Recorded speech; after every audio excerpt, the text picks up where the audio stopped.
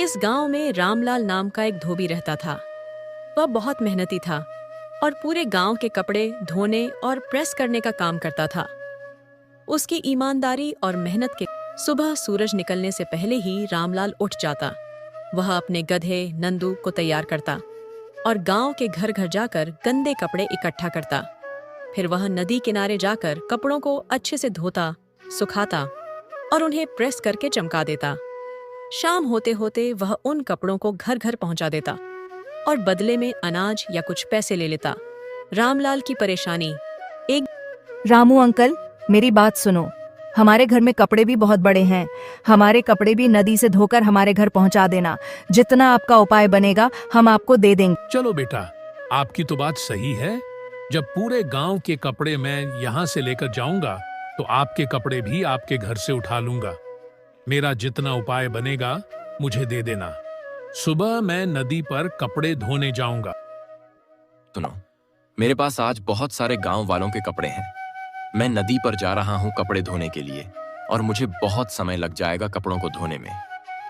तुम ऐसा करना, खाना खाकर सो जाना और मेरा इंतजार बिल्कुल मत करना। जब मैं नदी से वापस आऊंगा और गांव वालों के कपड़े उनके घर पहुंचा दूंगा। के लिए कुछ नहीं था।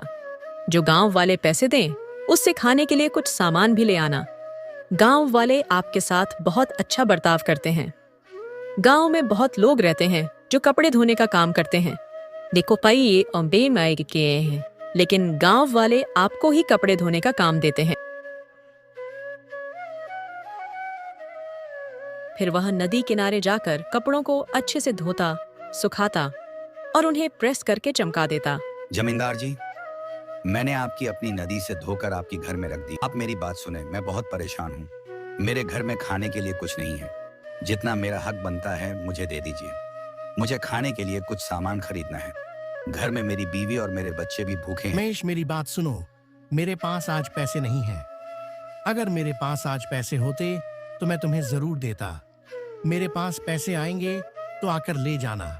और वैसे भी अगर कुछ खाने के लिए सामान चाहिए तो मेरे घर से उठा कर ले जाओ। अपनी बीवी। रामलाल की परेशानी। एक दिन गांव में एक नया सेठ आया। नाम था सेठ हरिराम। वह बहुत अमीर था लेकिन उतना ही कंजूस और चालाक भी। रमेश, तुम इतने परेशान क्यों लग रहे हो? मैं तो तुम्हारे इंतजार में थी। सोचा तुम कुछ खाने के लिए सामान लेकर आओगे, लेकिन तुम तो खाली हाथ ही घर आ गए। लक्ष्मी, मैं इसी वजह से परेशान हूँ। मैंने आज जिम्मेदार के कपड़े भी नदी में धोकर उसके घर पहुंचा दिए। जब मैंने जिम्मेदार से पैसे मांगे कि मेरे पास खाने के लिए कुछ नहीं है, जो मेरा हक बनता है वो मुझे दे दो, तो उसने इनकार कर